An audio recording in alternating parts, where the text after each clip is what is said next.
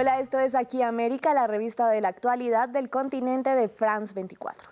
Yo soy Natalia Cabrera y los invito a este recorrido por las noticias e historias más importantes del continente esta semana. Empezamos en México porque hay escasez de medicamentos para los niños con cáncer. El tránsito hacia el modelo de salud gratuita del presidente Andrés Manuel López Obrador es lento y el mandatario responsabiliza a las farmacéuticas de la falta de medicinas. Y las familias desesperadas acuden a instancias internacionales para exigir soluciones. Las victorias de Joe Biden reducen las primarias demócratas a un duelo contra Bernie Sanders. 1 a 1 van cayendo los precandidatos en el proceso de primarias. ¿Pero qué pasa con los delegados obtenidos en las primeras jornadas electorales tras su retiro? Les contamos. Y visitamos Guyana, uno de los países más desconocidos de América. Es la segunda nación más pobre del sur del continente.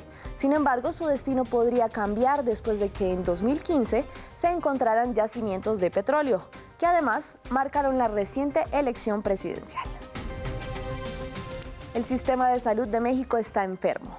El cambio de modelo hacia la gratuidad propuesta por el presidente Andrés Manuel López Obrador ha sido complicado y uno de los problemas más visibles es el desabastecimiento de fármacos para el tratamiento contra el cáncer infantil. El gobierno dice que los problemas son la consecuencia de la corrupción y del monopolio de las farmacéuticas, pero que ya está resuelto. Sin embargo, los padres de los pequeños pacientes denuncian que la entrega de medicamentos ha sido irregular y exigen una solución, como nos lo cuenta nuestro corresponsal Mario Carbonell. ¡Queremos vivir! ¡Queremos vivir! Metotrexato, vincristina, ciclofosfamida, son nombres de medicamentos para el tratamiento del cáncer infantil a los que la sociedad mexicana se ha acostumbrado, porque la noticia del desabasto de estos fármacos ha sido una constante. Israel Rivas es padre de Dana, una pequeña de 5 años que padece leucemia y se ha convertido en la cabeza más visible del movimiento que ha encarado al gobierno por esta situación. La crisis, ¿se acuerdan del Metotrexato cuando tomamos la primera vez el aeropuerto? Pues por eso lo tomamos, ¿no?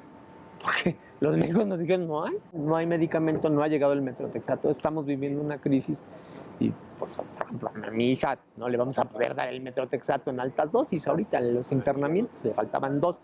Las autoridades minimizan el desabasto, que se presentó desde fines de 2019, pero los testimonios dan cuenta de que la falta de medicamentos persiste y no solo en los oncológicos. Nirvana es una pequeña de 11 años que hoy vive gracias al riñón que le donó su mamá cuando el suyo dejó de funcionar, pero tiene dificultades para seguir el tratamiento que hace que su cuerpo no rechace el órgano. Vemos la preocupación de los médicos, que no hay medicamento y nos dicen con angustia, es que no llega, es que estamos haciendo lo posible. No hay nada. O sea, ellos están preocupados también. El 19 de febrero, luego de varias protestas y ante el cuestionamiento de la prensa, el presidente reconoció el problema.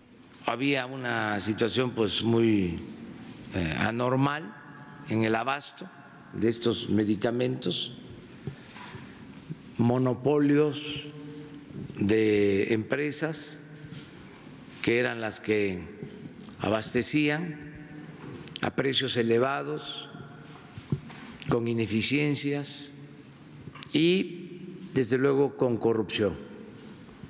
Entonces, ya se está atendiendo. Pero también acusó manipulación. Están participando dirigentes de partidos políticos alentando estos movimientos. El padre de Dana lamenta señalamientos como estos. Bueno, nos han dicho todas las mentiras sin por haber. Han pasado desde desabasto mundial, de que no hay en el mundo el medicamento, a que es un error en el flujo del abasto, hasta que nuestros médicos están escondiendo los propios medicamentos y hasta que nosotros estamos mintiendo y que ni tenemos hijos con cáncer ni somos papás. Los padres, por un lado, demandan solución duradera.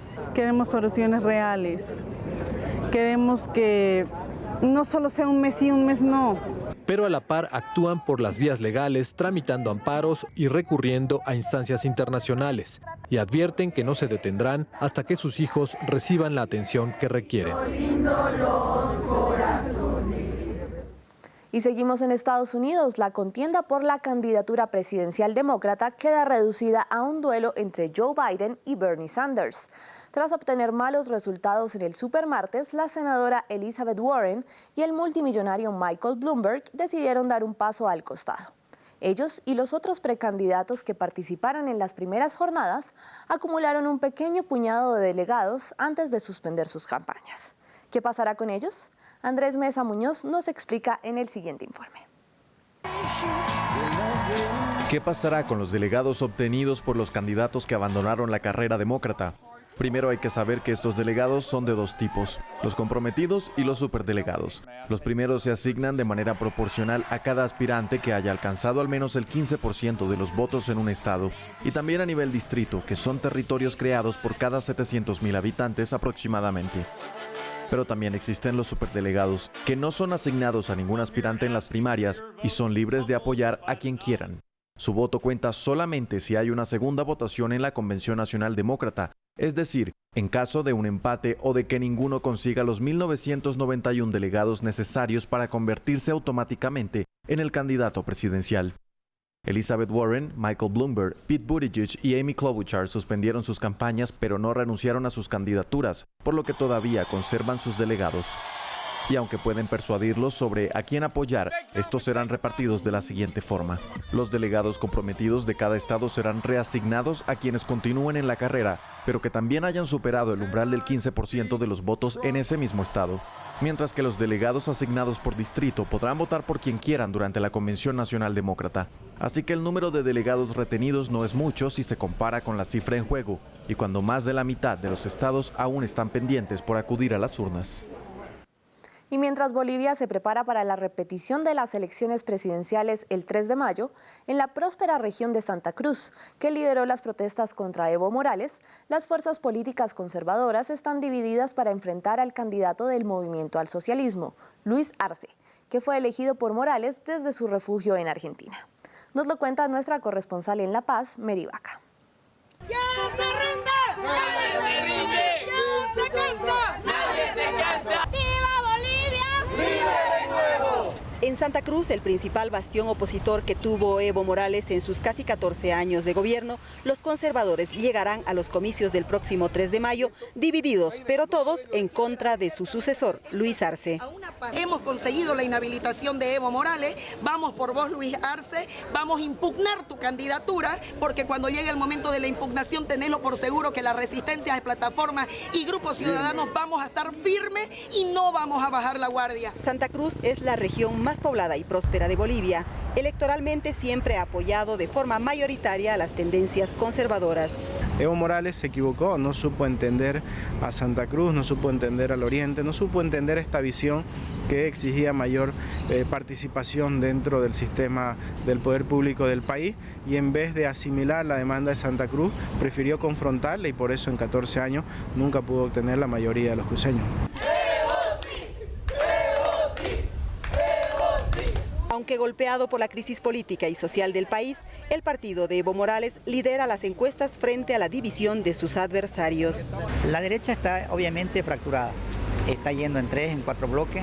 Esto también nos permite a que nosotros podamos lograr una victoria sorprendente en una primera vuelta. Y esto solamente va a ser a raíz de la unidad que haya de todos los sectores sociales. Evo Morales renunció tras ser abandonado por las Fuerzas Armadas y la policía, en medio de las protestas que se desataron tras las elecciones de octubre, las que luego fueron anuladas. En los comicios del 3 de mayo, los bolivianos dirán si se cierra o no el ciclo de Evo Morales. Vamos a Guyana, que celebró unas cruciales elecciones presidenciales en medio de un boom petrolero que lo puede mover de ser el segundo país más pobre de América Latina al más rico del mundo. Y es que en diciembre empezó la extracción del petróleo, con una media de 120,000 barriles por día, y la exportación de ese crudo a Estados Unidos. Los políticos en campaña prometieron invertir los petrodólares en el desarrollo y el bienestar para el pueblo, pero hay dudas, como nos lo cuentan nuestras enviadas especiales. El petróleo que brota a chorros en las aguas de Guyana es el verdadero protagonista de la campaña electoral. La gran pregunta ahora es si el nivel de vida de los guyaneses por fin va a mejorar. Antes no había suficiente dinero para desarrollar el país a la velocidad que nos gustaría. Entonces, lo que espero es que podamos desarrollarnos y que todo el mundo pueda beneficiarse. Espero que todos en este país obtengan una pequeña parte, porque tenemos muchos otros recursos naturales que son exportados y no recibimos nada. Dicen que invirtieron en infraestructura, pero no es verdad. La producción va viento en popa. Para 2025 podría alcanzar los 750.000 barriles diarios, es decir, un barril por cada guyanés. El gobierno interino asegura que todo el dinero será invertido en infraestructuras, educación y sanidad. En cierto sentido, el petróleo es la salvación porque finalmente conseguiremos el dinero que nos falta sin tener que pedir préstamos. La idea es usarlo para reestructurar las industrias, expandir la economía, diversificarla y además agregar valor.